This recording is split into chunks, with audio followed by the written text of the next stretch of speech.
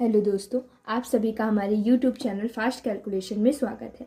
तो इससे पहले की वीडियो में हमने अपने एक्सरसाइज 2.5 के क्वेश्चन नंबर 7 तक सॉल्व कर लिया था और इसे अच्छे से समझ लिया था। तो आज के इस वीडियो में हम अपनी एक्सरसाइज 2.5 के क्वेश्चन नंबर 8 को आसानी से समझेंगे और इसे सॉल्व करेंगे। तो चलिए बिना किसी देरी के अपने इस वीडियो को स्टार्ट करते हैं। क्वेश्चन नंबर 8 में दिया गया है, निम्नलिखित में से प्रत्येक का गुणनखंड ज्ञात कीजिए। तो जैसे कि हमने, अगर आपको याद हो तो मैंने क्वेश्चन नंबर 5 में भी ऐसे ही गुणनखंड करने बताए थे कि कैसे किए जाते हैं। उसमें हम ब्रैकेट्स बना रहे थे मल्टीप्लिकेशन के फॉर्म में। तो सेम चीज़ हम यहाँ पर भी करने वाले हैं। तो देखते हैं कैसे करेंगे। याद करिए, मैंने एक आपको सरसमीका बताई थी। कौन सी सरसमीका बताई थी? मैंने आपको सरसमीका बताई थी a+b का होल क्यूब। बताई थी या नहीं बताई थी? क्या बताई थी मैंने बताई थी a³ + b³ + 3ab ब्रैकेट में a+b। ठीक है, कोई प्रॉब्लम नहीं है। इसको और कैसे लिखा जा सकता है? मैंने कहा था कि इस वाले टर्म का इस ब्रैकेट में मल्टीप्लाई भी कर सकते हैं और उसे सॉल्व भी किया जा सकता है। करते हैं। a³ + b³ + 3ab into a करेंगे तो क्या आ जाएगा? 3a² plus into plus plus 3ab² हो जाएगा या नहीं हो जाएगा? अगर आप देखें तो देखिए, यहाँ पर a³ है, यहाँ पर भी a³ वाला टर्म है, यहाँ पर b³ है, यहाँ पर भी b³ वाला टर्म है, प्लस की जगह प्लस है। यहाँ पर a²b वाला टर्म है, यहाँ पर भी a²b वाला टर्म है, ab² वाला टर्म है, ये भी ab² वाला टर्म है।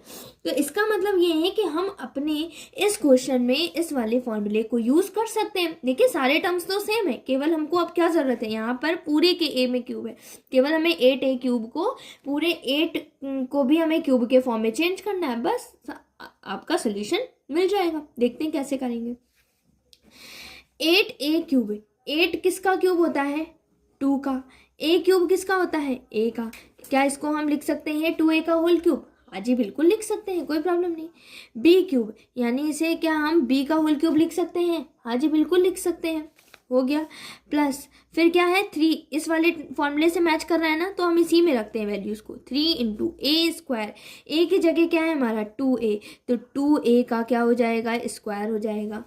इंटू b की जगह क्या हो जाएगा? b ही है। प्लस 3 × 2a × b² यानी b का स्क्वायर। अब अगर आप देखें इसको, अगर हम खोलेंगे तो कैसे होगा? 2 का स्क्वायर 4, 4a² 4a² × 3 12a²b हो जाएगा या नहीं हो जाएगा? यहाँ पर b का भी मल्टीप्लिकेशन है।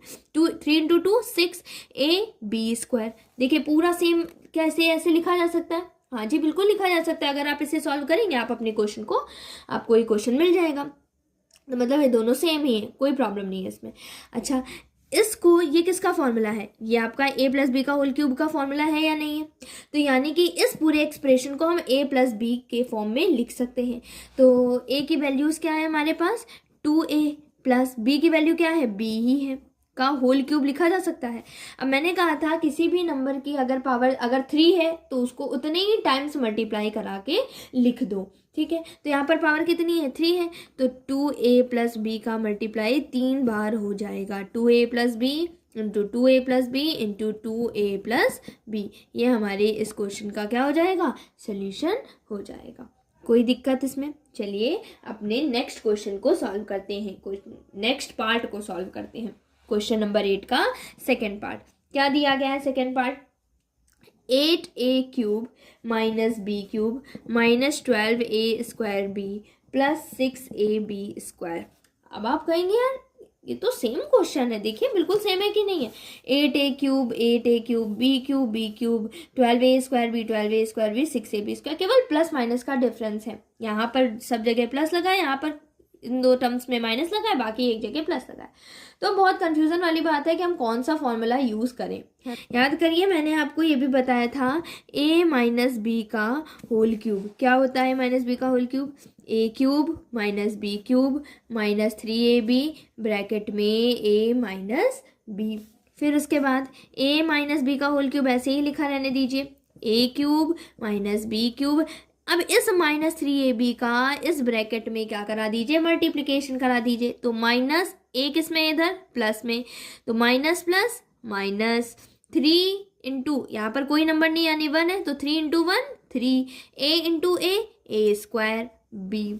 माइनस माइनस प्लस 3ab² हो जाएगा या नहीं हो जाएगा। अब आप अगर अपने क्वेश्चन को इससे मैच करने तो बिल्कुल देखिए, -a² वाला माइनस में है तो a² वाला हमारे क्वेश्चन में भी माइनस में है, ab² वाला टर्म प्लस में है तो यहाँ पर भी ab² वाला टर्म किस में है, प्लस में है। तो अब हम a और b की वैल्यू को यहाँ से अभी यहाँ फाइंड नहीं करना है, आपको इसी में रख देना है।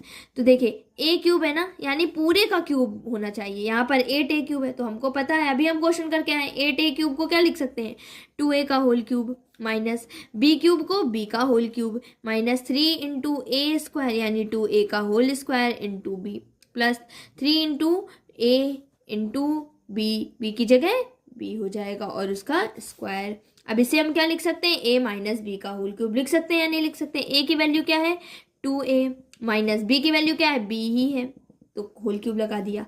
अब जिसकी जितनी पावर उसका उतने ही टाइम्स मल्टीप्लाई, तो 2a minus b into 2a minus b into 2a minus b हो जाएगा या नहीं हो जाएगा। यही हमारे इस क्वेश्चन नंबर 2 का क्या हो जाएगा, सोल्यूशन हो जाएगा। ठीक है, चलिए अपने थर्ड पार्ट को सॉल्व करते हैं। थर्ड पार्ट में आपका दिया गया है 27 minus 125a² minus 135a plus 225a²। तो सबसे पहले देखिए यहाँ पर माइनस लगे हुए हैं ना, कौन सा फॉर्मूला लग जाएगा, a माइनस बी का होल क्यूब, वही वाला बताइए, a³ minus b³ minus 3a² b plus 3ab² लगेगा, ये वाला फॉर्मूला। चलिए लगा देते हैं। अब देखिए a³ यानी यहाँ पर 27 लिखा हुआ है तो 27 किसका क्यूब होता है, 3 का क्यूब होता है। 125 5 का क्यूब। अब यहाँ पर क्या हो जाएगा, 125a² है तो ये थोड़ा सा गलत यहाँ पर लिखा हुआ है, यहाँ a³ कर लीजिए, अब सही हो गया। 125 a³ a का होल क्यूब माइनस, अब क्या लिखेंगे 3 इंटू a², a की जगह क्या है यहाँ पर 3 का स्क्वायर इंटू b यानी 5a, कोई दिक्कत, प्लस 3 इंटू a की जगह 3 इंटू b² यानी 5a का क्या हो जाएगा, स्क्वायर हो जाएगा। कोई दिक्कत यहाँ पर जी नहीं, कोई भी प्रॉब्लम नहीं है हमें यहाँ पर। ठीक है, ये सारी चीज़ें तो हमने देख ली।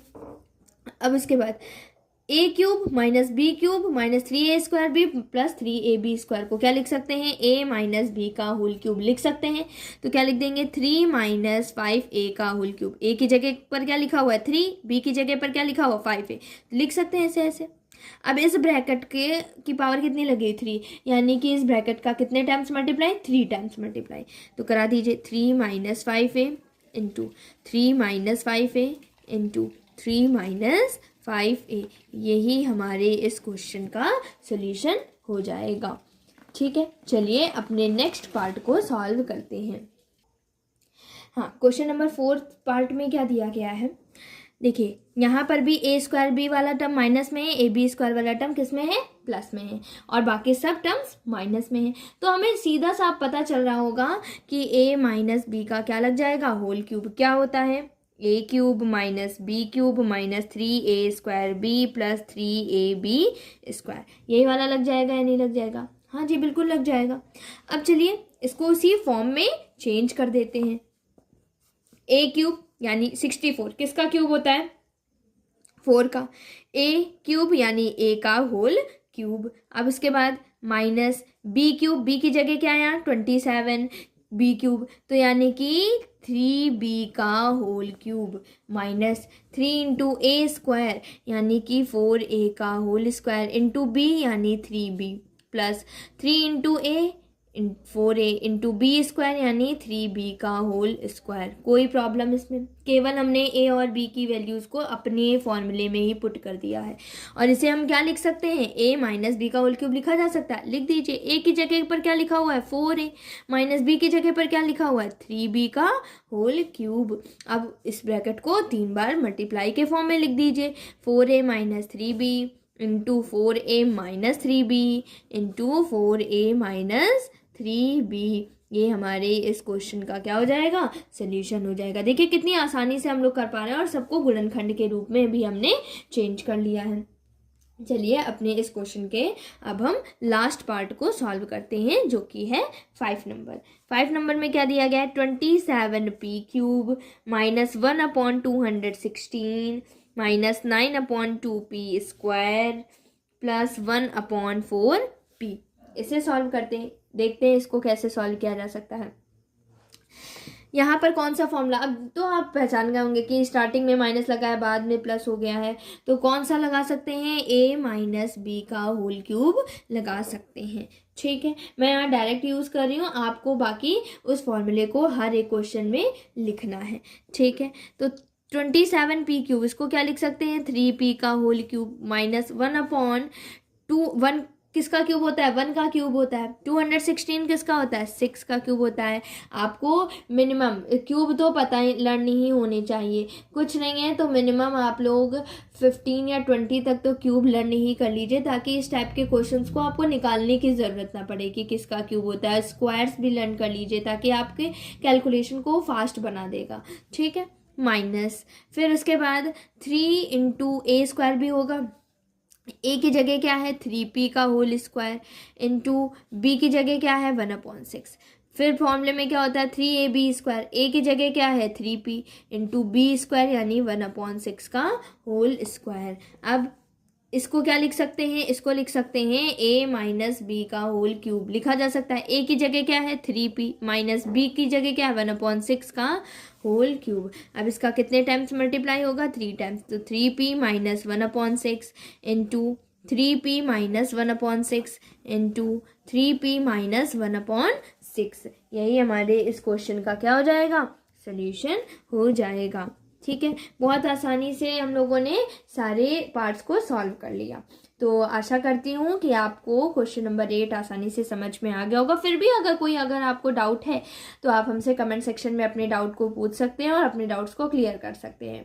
और अगर आपको ये वीडियो अच्छी लगी हो, आपके लिए वीडियो हेल्पफुल रही हो, तो आप हमारे चैनल को सब्सक्राइब करिए और बेल आइकन दबाना ना भूलें, ताकि आगे आने वाले सारे नोटिफिकेशन सबसे पहले आप तक पहुँच सकें। Thank you.